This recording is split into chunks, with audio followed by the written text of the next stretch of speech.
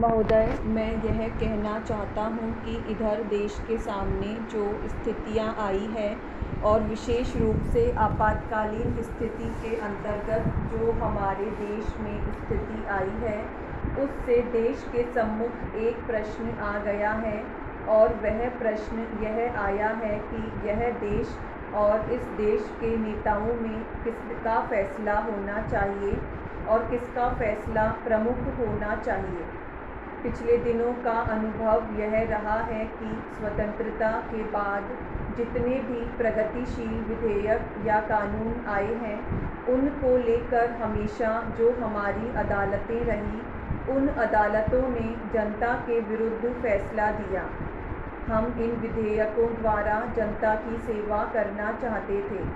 कल ही बीड़ी वर्करों के संबंध में जो चीज़ हमने पास की है, 1966 में हमने इसी संबंध में यानी बीड़ी वर्करों और सिगार वर्करों के संबंध में कोई कानून पास किया था, लेकिन उसकी भी वहाँ रोक लगा दिया गया और इस तरह से यह मामला 6 से 8 वर्षों तक लटका रहा।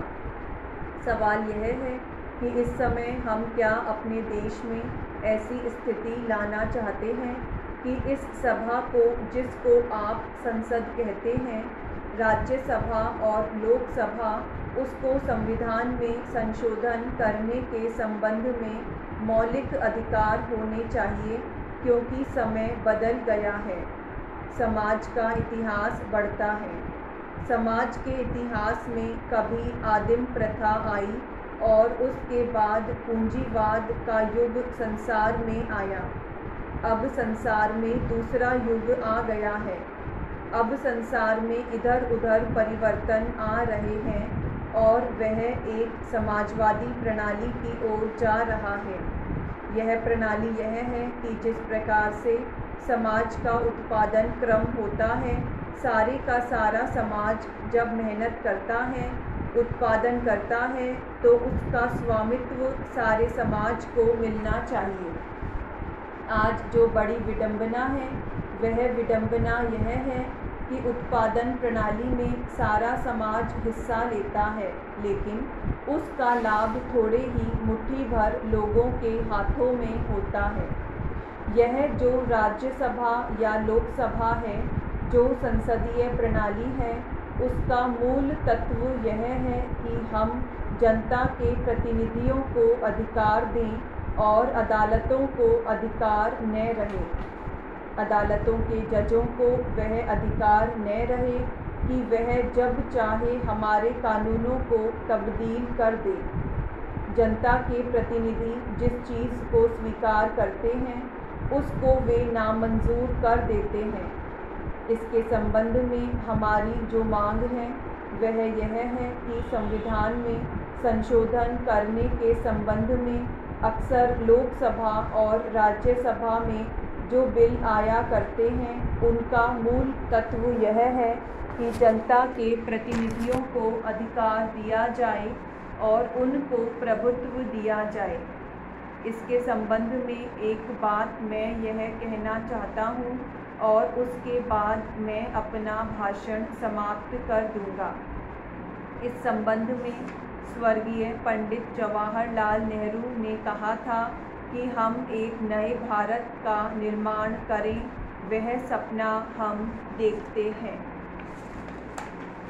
महोदय, संपत्ति के मौलिक अधिकारों के संबंध में कुछ लोग कहते हैं कि 150 रुपया पाने वाला गरीब आदमी जो पोस्ट ऑफिस में जमा कराता है, वह भी उसका संपत्ति का अधिकार है और उसके इस अधिकार को आप क्यों छीनना चाहते हैं।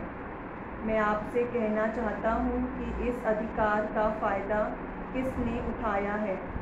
क्या उस आदमी ने जिसके पास 150 रुपये की आमदनी है या जिसकी 150 रुपये की बचत है, उसको कुछ फ़ायदा मिला है? या उन लोगों को फ़ायदा मिला है जो पूरे देश में 75 परिवार हैं और जिनका देश की 40% दौलत पर कब्ज़ा है? अगर उसका फ़ायदा उन लोगों को मिला है, जिन्होंने देश की 40% पर कब्ज़ा कर रखा है, तो हमें निश्चित रूप से इस पर पुनर्विचार करना होगा और हमको संपत्ति के अधिकार को मूलभूत अधिकारों में से निकालना होगा और रोज़गार को मूलभूत अधिकारों में शामिल करना होगा, ताकि सरकार की जिम्मेदारी हो कि वह इस तरह की योजनाएं बनाए जिसमें सबको रोज़गार मिल सके, और नहीं तो उन लोगों को बेरोज़गारी का भत्ता देना पड़े। तभी हमारा दृष्टिकोण इस दिशा में सही बन सकता है। मैं एक बात और कहना चाहता हूँ। आप देखें कि आज क्या स्थिति है।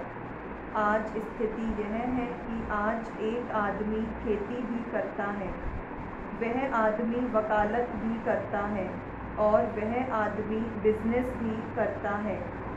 वही आदमी संसद का सदस्य भी हो सकता है और उसके साथ और 10 धंधे कर सकता है। उसके लिए कोई पाबंदी नहीं है। और दूसरी तरफ 20 करोड़ आदमी ऐसे हैं कि जो गरीबी की न्यूनतम सीमा रेखा के नीचे रहते हैं, जिनको कोई रोज़गार उपलब्ध नहीं है। तो इन दो स्थितियों में हमें तुलना करनी पड़ेगी कि क्या संपत्ति के अधिकार को सुरक्षित रखते हुए हम इन निरीह लोगों को छोड़ दें कि जो देश के असली नागरिक हैं।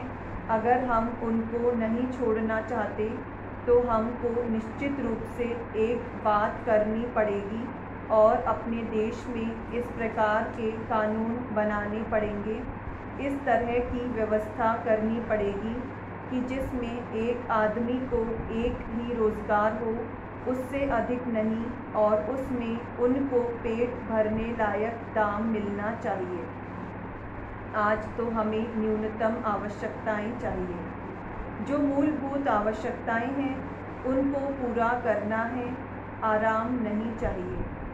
उनको तो आज कपड़ा मिल जाए, रोटी मिल जाए, मकान, स्वास्थ्य और शिक्षा की सुविधा मिल जाए। यदि हम उनकी न्यूनतम आवश्यकताओं की पूर्ति कर सकें, तभी हम देश को सही रास्ते पर ले जा सकेंगे। आज की जो अर्थव्यवस्था है उसमें जिस आदमी के पास पैसा है, जिसके पास साधन है, उसको छूट है कि वह चाहे जितना पैसा कमाए, लेकिन जिसके पास पैसा नहीं है, जिसके पास श्रम शक्ति है, जिसके पास केवल उसके हाथ पैर हैं, वह भी अपने पैरों पर खड़ा हो सके, इसके लिए सरकार के पास कौन सी योजनाएं हैं और वह उन योजनाओं को कैसे लागू करना चाहता है।